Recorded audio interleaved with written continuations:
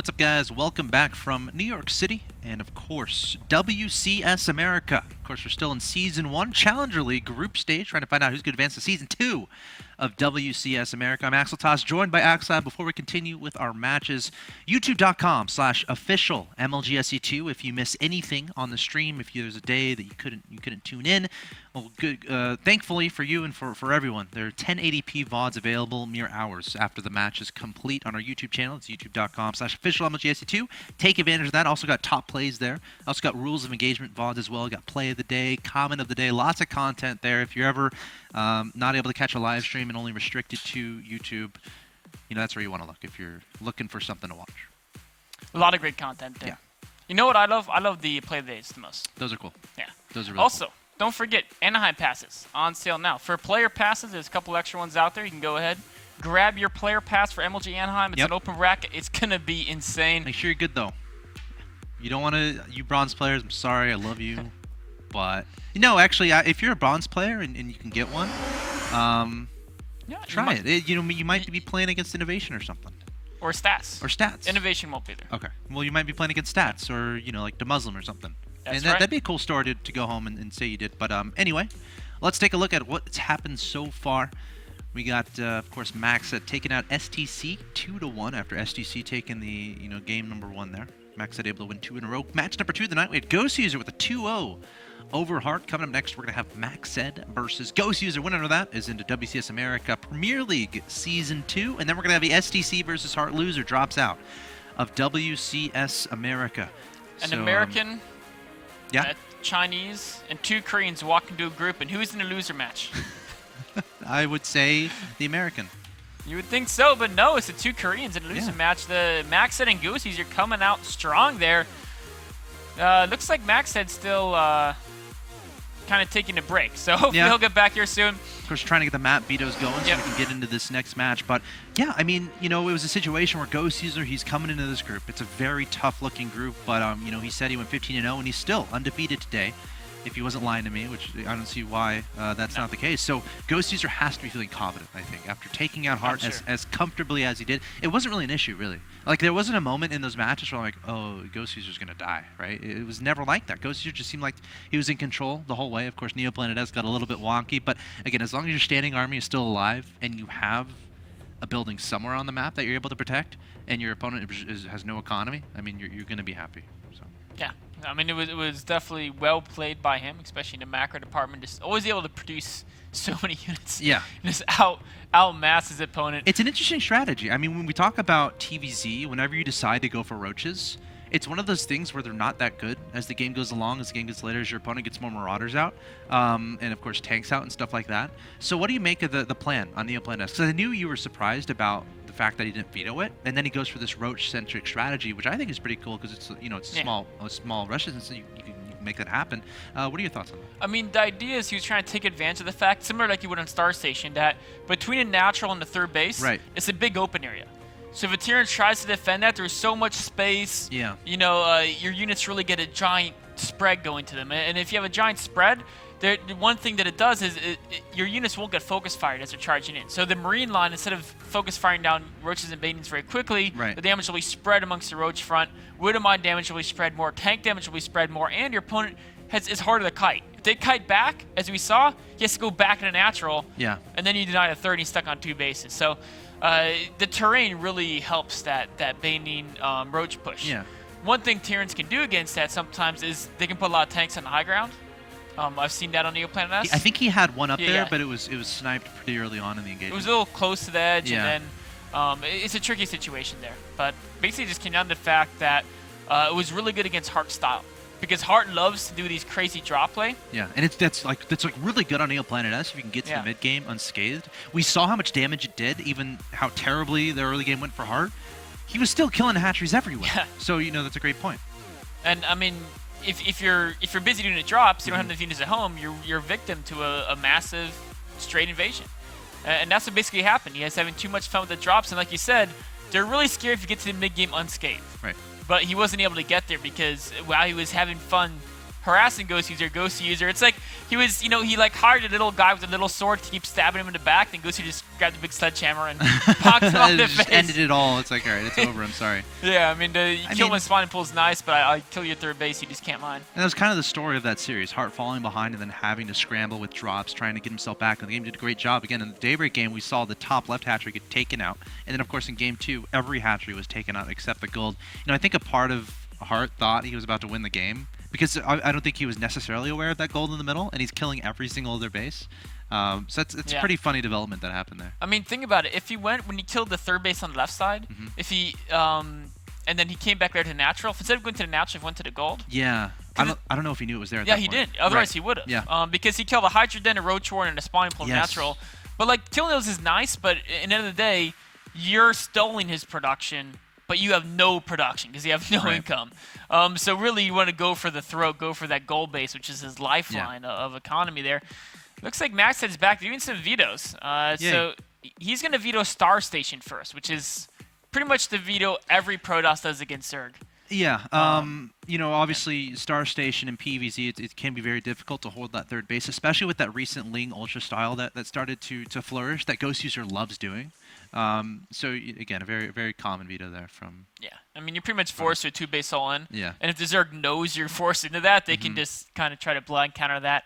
Goswser's going he's going to veto Cloud Kingdom. Akalon Waste and Neoplanet. Yeah.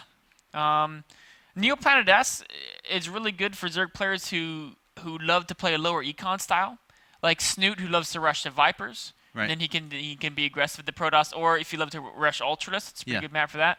But Goswser, he likes to play higher econ. We can see that in both the games. Well, I mean, and honestly, that being said, he vetoed Akalon, and I think that's as far as your point is concerned, I still think it's valid. It's just the problem there is that the third base for Protoss is just so hard to pressure. So you're automatically facing a game where it's going to be 3 bases versus your 4 bases or 5 bases.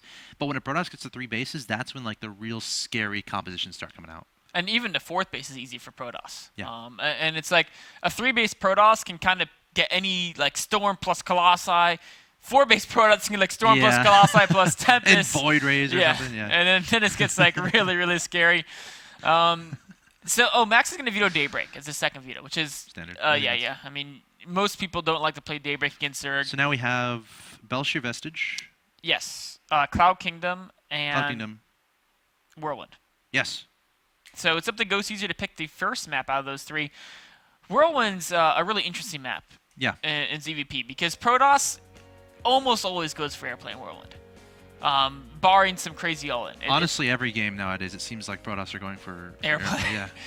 That's crazy sense. But obviously much more doable on at least a Stargate opening with like a Phoenix. And Whirlwind ground play is so weak because it's so open in the middle. If you try to move out, you're just going to give the Zerg a massive surround. It's very difficult to really make ground work in Whirlwind. Air is exceptionally strong. Also, if you try to go ground against Mulus on Whirlwind, good luck. Yeah. You're going to expand all the corners. I've been in those games. Don't ask me. Now, from the Zerg point of view, it's a lot of fun. Because I've been playing a lot of Zerg lately. But from a Protoss point of view, it's one of the most frustrating things in StarCraft 2 that can happen. I'm sure a lot of people watching can relate to that. Looks like the first map. Belshir Vestige. Belshir is a great map for, it's actually, I've seen a lot of Zergs try to do a lot of pressure with roaches on that map. I remember Sulky versus, was it SOS? Okay. From the finals, semi-final? No, I'm thinking further back. The WCS Korea. Yeah, WCS Korea, yeah. He really just dismantled SOS with the mass, or no, Sulky versus Party. I don't know. No, Sulky versus SOS. He never played Party. Okay. Or wait, did he? I don't know. Did he play Partying, is what you're asking? He played Party in round of 8, didn't he? Did he? Sulky, yeah. He might have been. That's what I'm thinking of. Yeah. He He took out Party in round of 8 with mass roaches on that map. It's because there's actually 3 angles you can hit. Because there's the entryway to the 3rd from the side, then there's 2 different ramps that go up to the area by the natural. So you can really do like 3-pronged aggression if you can control it all. It's very good. Yeah. We'll see if he goes for that. Belshir is such a dynamic map in that there's so many ways you can play it. And it's interesting because both 4th bases actually go towards your opponent's side of the map, so it's kind of like Ohana-esque as far as that's concerned, but it's weird as far as the difference is. Does that benefit Zerg? Does it benefit Protoss because it's a much bigger map? So it's a little bit easier than Ohana. If y'all remember that map, I'm sure y'all do. But again, Belshir Vestige is a map that, again, it's one of those maps that just it always comes out of the map vetoes alive usually. It does, yeah. A lot of players like that map. I think it plays out very similarly to Cloud Kingdom in many ways, and I think we're actually having this as the first map, and then Cloud Kingdom is going to come out later in the series. Right. In fact, we can actually see if it's going to be map 2 or 3. It was said in the actually, it's chat. going to be map 3. It's Okay. going to be map 3. So having this map 1 and 3, you can see kind of a repeat of strategies or some mind games where they're like, okay, typically people play the same way on Cloud as they would on Belshir. Maybe they'll try to mix up the strategies. Yep. Could happen. To try to throw people off.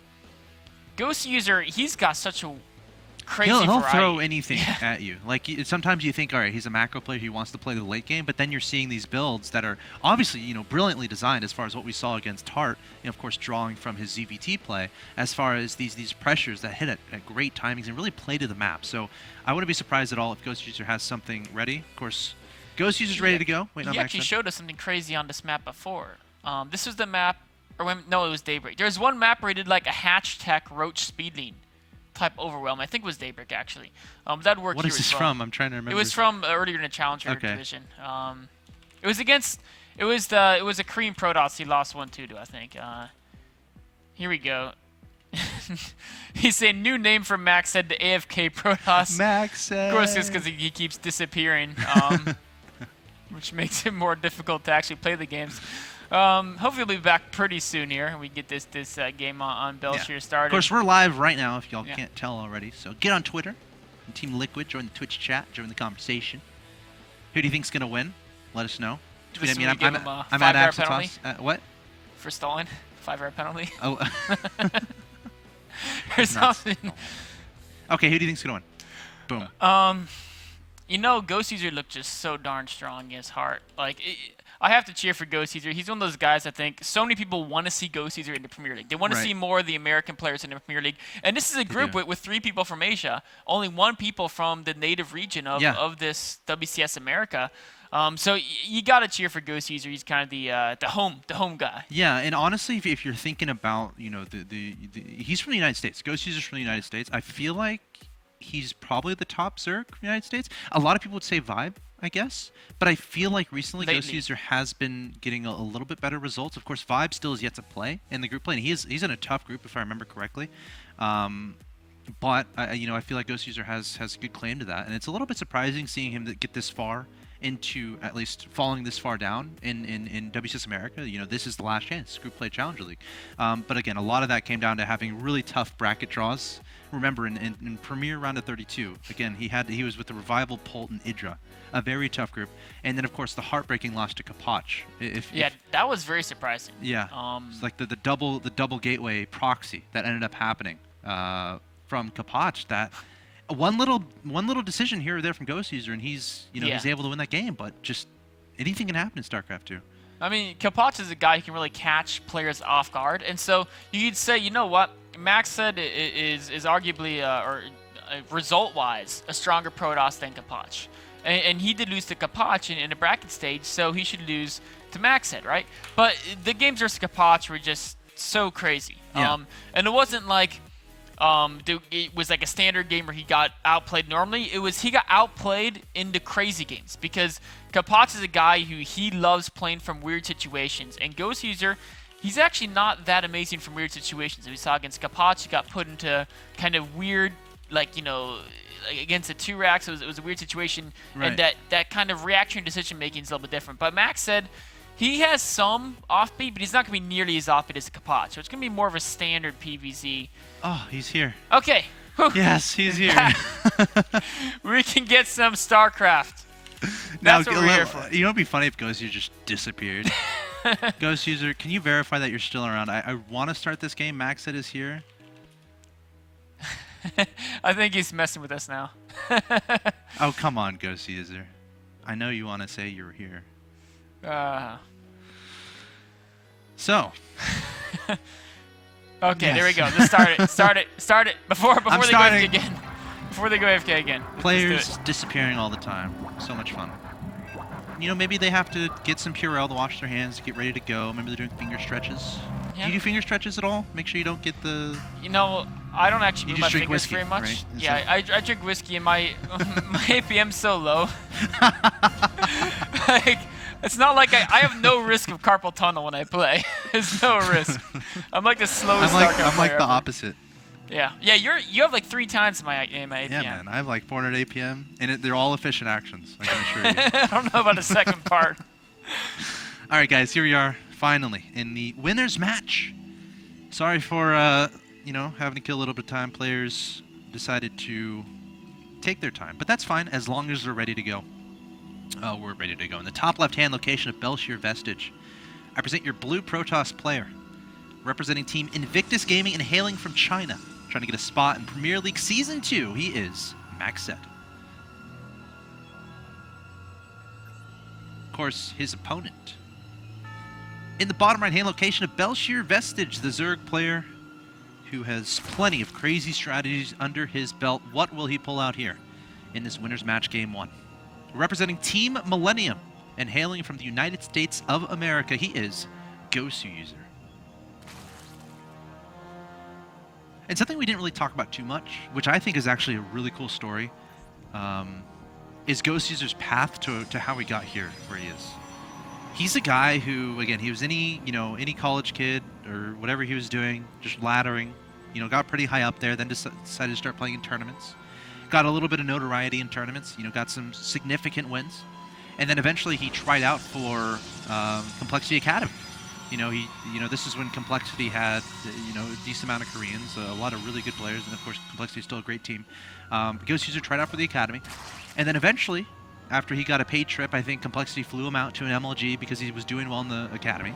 He eventually went to Complexity, the team. He got promoted there, and now he's on Team Millennium, and he's one of the best Zerg players in the United States. So, one of those stories where he came from nowhere to really shock the scene and get some awesome results. And it's really cool. And it's kind of motivation for players out there who are trying to make a name for yourself. Just keep laddering. Get up there in Grandmaster, start playing in tournaments, try to get noticed. Goswser is proof that it can happen. It can work. And he's had some crazy results. Oh, yeah. There's a term where he beat like MMA MVP and then almost beat Life. Oh, it was Iron Squid. Yes. The most recent Iron Squid. He actually, I think it was 3-2 against Life. Yeah. And that was I want to after say he Life beat... won like 3 in a row in that or something. Like he went up 2-0. Or am I thinking of a different tournament where Goswser went up 2-0? And he's beat so many good players. It's just... Yeah. He's insanely talented. So Yep. he's definitely capable of taking down MacSed. Of course, MacSed, one of the top players from China, and the Chinese players have been really showing some great form lately. I would love to see a Chinese player make it to the round of 16. I think that'd be really cool. I feel like they don't have a ridiculous amount of opportunities to travel, but to see them in the round of 16 would be super cool. So I'm honestly hoping both of these players win this game, in this match. If that could possibly happen. It could. They could both win it at the same time. They're just both that good. It's not a draw. Like the last building. It's mutual victory. Oh, I see. It's different. Because draw is like no one wins, right? Yeah. No one wins or loses. Draw's like even. No, this is like they both win. There's just the computer blows up. So we see here just a gateway expand from MacSed. Of course, Goswser knows about it. What's interesting is even though he scouted the gateway expand, he hasn't gotten gas yet. Which a lot of Zerg players, when they see gateway expand, to go ahead and get that gas. And it could be because he sees sentries, he doesn't see early stalkers, or it could just be something he likes doing, even against he might just stay 2 base. Yeah, he's going, okay, there's the gas. I think he might. This looks like a ZVT build almost. Yeah. Waiting this late to get the gas, and then... like he's not getting a third. That was a Roach Warren. This is a very early Roach Warren. This is very... You know what? This has got to be... I mean, the only way it makes sense to get a Roach Warren this early is if you're planning on doing something mischievous. So you don't think Roach Warren to deal with gateway pressure is... I mean, it is, but you wouldn't get it this early. Oh, okay. At the 5-3, you get it like... You start like right now. Oh, okay. So, I mean, he could just be being super safe, getting it half a minute early, but... Right. Goswser is a guy who... I don't think he would get it earlier than he needs to. We'll have to see. 3 Overlords in production there, so giving himself plenty of supply room here. Now, where's that pylon? I'm just trying to figure out what the Roaches would really get done. If he does. I mean, he doesn't have enough gas to get a lot of Roaches either. No, he doesn't. I guess he just... I'm still in the dark about what his plans are. Making 2 Roaches. Going to take that third. Okay. I mean, I think he's trying to scare his opponent with a couple early roaches. There's no way he intends to actually kill MacSed, but if he shows him a couple early roaches, maybe... You know what? I think I know what he's doing. He's trying to take advantage of an opponent who's trying to take a third behind pure gateway units, and he's going to try to deny the third with roaches and speedings. Yeah. And not too many roaches, because like he's not mining gas at a ridiculous rate, and he's only making like 1 roach at a time. So it's going to be a situation where he's going to have like 7 roaches and a billion speedlings, and he's going to try to just keep denying that third, or defend against this gateway aggression. Oh, but look at this from MacSed. Some crazy mind games, double Stargate production on the way. Now, what's key for MacSed is he has to make sure he doesn't lose these 4 sentries as he pushes out here. These need to stay alive, or else he's going to be in an uncomfortable position, very difficult to take a third base. I mean, and there's no way, I mean, Goswser with how much he's cut his economy, get all these units out already, there's no way MacSed can actually get damage on here. But no. All MacSed has to do is not die, and he's going to be ahead. He's got more workers than his opponent, he's got a better economy, and Goswser has no real answer to this double Stargate play. Of course, has no way of dealing with that Mothership Core overhead. So the unit's going to retreat back, Mothership Core going to continue forward, layer on the way. And now we're seeing the double Stargate, as you said. We've got a Void Ray and an Oracle. Again, we're seeing a lot more Stargate openings in PVZ. So not too surprising to see, but this is one of those that's a little bit weird as far as, okay, sometimes you'll just see 1 Stargate into a transition. Sometimes you'll see 3 Stargates with an upgrade started. But this is just 2 Stargates with an Oracle mixed in. And 2 Stargates off 2 bases is not at all standard. Right. I mean, normally there's a lot of mass Stargate play, but it's usually after the 3rd base. And 2 Stargates and a Robo off only 2 base. He's revealed that the Void Ray is attacking the Overlord, but is he going to suspect an Oracle? Like, you see a Void Ray, there's no way you'd think an Oracle would be coming this fast as well. There's a single Queen to defend. But the Oracle, yeah, get his target drones. And I mean, 1 Queen is not going to chase that away. 4? That's a lot of drones. Yeah, 5 drone kills on that Oracle. He's going to be happy about that. 6 drone kills. Going to be backing away. Doesn't lose it. We also have a fake Oracle in between the natural and the 3rd. That didn't end up doing anything, obviously, but the element of scaring your opponent and taking a 3rd behind it. So this is a 3rd Goswser really wants to deny. I don't know how it's possible. His economy hasn't been insane throughout this game. You know, I mean, he could just try with the road speeding. Maybe you have to wait for some Hydras. Because we got a bunch of Void Rays in the air, right? Yeah, once there's like 3 Void Rays, you can't do it anymore. And once he sets up like, you know, a couple cannons and gets a nice SimCity with gateways, it's like, I don't see that 3rd being denied. And Goswser not making any moves across the map. Yeah. Making a lot of Hydras, so might try to go for a Hydra timing, but his drone count, okay, he's at 68 drones. I mean, this is a 3rd he could have easily denied or delayed it if his units were across the map. He could have canceled it at the time it was started. But now, like you said, there's too many Void Rays out. There's cannons starting to be built there.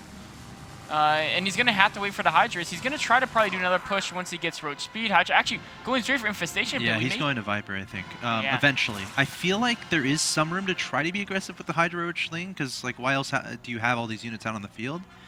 But I think he's submitted to the fact that this is going to go a little bit later, and he's got to figure out how to deal with this Void Ray play. So I think his decision is going to be, okay, take a 4th.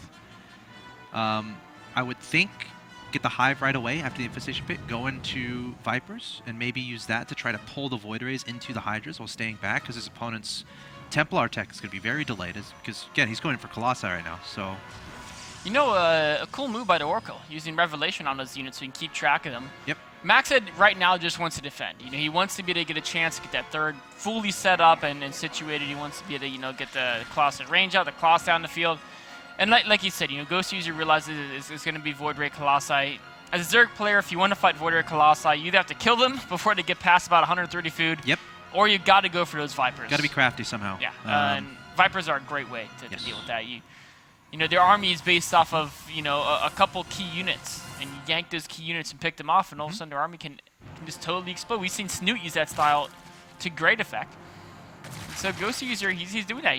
The supplies are very close. He doesn't even have a Twilight Council, by the way. Yeah, no, he can't afford it really with... So it's like, and again, as a Zerg player, that's like one of the most terrifying things when you're going Viper, or one of the most, what you have to really be aware of is high Templar from your opponent, because if a couple feedbacks get off and just kill your Vipers, obviously it's not going to be any fun. So the fact that MacSed's Templar are so far away, Goswser is going to be very happy to see that if he's able to notice it, and it's going to mean that, you know, once he decides to engage, I feel like it's going to be about 2 minutes from now, once the Vipers get out, get enough energy. Templar aren't necessarily going to be out yet. you know, could be a good engagement opportunity for Goswser. It could be, but the one thing working against Goswser is MacSed's going to have a substantially larger army. If we look at the army tab, even now, Yeah. MacSed's army is value is much higher. I mean, the supply for Goswser is slightly higher, but the value for MacSed is significantly ahead. And Goswser can't really, I mean, he's maxed. So he can't improve his army value, whereas Max is going to continue. So he's going to be... Go ahead, sorry. He's going to be significantly behind, and it's just because of the weird way he's kind of macroed throughout this opening. But again, like you said, the Vipers can be always a great equalizer. So I just realized MacSed could also be pronounced maxed, right? Can it? Yes, kind of. Do you think we've been saying it wrong? No. Okay. I mean, it's theoretically possible, but I don't think so. Because can it maxed? Yeah, Maybe it's a play on words that we don't even know It's the way about. he capitalizes it makes you think it's not that way. That's a good point. Although people sometimes do weird capitalizations. Yeah, Moonglade. Yeah. Like 2 O's capitalized, the G, the L, and the D. Don't ask me how I remember that. Violets is kind of weird, the O and the L in the middle. So the Templar Archives is now done. Yeah. And I'm really worried for Goswser. I am too. I mean, even if he gets a couple of ducks, there's so many Protoss units. It's just like the army size is going to give him a world of trouble. Oh, he's going to try to go for the Hydras and Roaches. Gonna pull back up the ramp. Gotta look for those abducts. Let's see. Gotta go for the Colossi. Oh, the Colossus doing so much damage. Pulling the Void Arrays, but honestly, they're happy. They're like, okay, we'll be closer so we can do more damage. Yeah, I mean, he did kill the 4 Void Rays.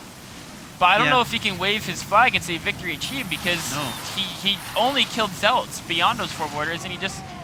Did he lose his Vipers too, I think? Oh, no, he kept his Void, but they don't have any energy, so... he needs to consume... If MacSed keeps pushing, though, this could be a mistake, because there's not enough buffer units anymore. And look at that Remax from Goswser. Yes. MacSed could be overcommitting here, actually. Mothership Core is here, so he can recall if he wants. Oh, it's a little bit dangerous, though, because if that gets grappled... Also, no High Templar here. He's got to be careful. There's a lot of units from Goswser. On creep. Force fields or recall, both have to be used. Oh, Time Warp's going down, so MacSed making a decision there, wants to engage. A decent concave here from Goswser. Where are the Vipers, though? We need those abducts. They're not involved, so the Void Ray is doing so much damage. The Colossi doing a lot of damage as well. Goswser trying to make something happen, but the 2 Vipers just being thrown away, and MacSed is going to be very happy with this engagement. Yeah, you know, great force fields really kept all the Roaches and Hydras at back, and without the Vipers to pull them into the Roach Hydra range, the force field just totally negated his army, and now he can't remax. He had that 1 remax, and now he's not unable to do so again. He's trying to build 20 Hydras, 13 Roaches, but they're going to increment out into the Protoss army. The Protoss army is now camping his natural. This is the kind of army from Protoss that if you control it properly, it might never die. And Goswser is falling victim to that right now. Throwing already a maxed army against it is still very much alive. Pulsar beams being activated there by the Void Rays. A decent surround here from Goswser, but just not enough meat in his army. The Colossus and Void Rays just tearing everything apart. And this might be the end for Goswser here. It's 166 to 145. Supply natural expansion is gone. More and more reinforcements being spewed across the field here from MacSed. And I feel like a GG might be inevitable here for Goswser. MacSed looking so strong. There goes a GG. Interesting game. I mean, MacSed just making that death ball. Even though he goes to had the abducts, just the army value difference was too big there. And this is where really what those force fields, absolutely beautiful. The Vipers need to be here. Yeah, so much of the Zerg army couldn't connect with the Protoss army. Yeah. And that's the role of abduct, is to pull them into range. But the Vipers kind of charge in there and they just died. Yeah, they just kind of popped like little meat sacks. Yep. That's exactly how I would describe that. So MacSed very nicely played Goswser. I felt like he had a few timings that he might have been able to take advantage of, but there's such narrow timings that you have to be like really on top of your scouting. Your positioning has to be impeccable. And MacSed able to play just a very solid game, getting those expensive units out on the field and then controlling them properly to take game 1. Of course, guys, this is a best of 3. You're watching the winners match of WCS America Group A in the Challenger League. The winner of this this best of 3 will advance to the Premier League Season 2 of WCS America. Guys, stay tuned. Game 2 between Goswser and MacSed coming up.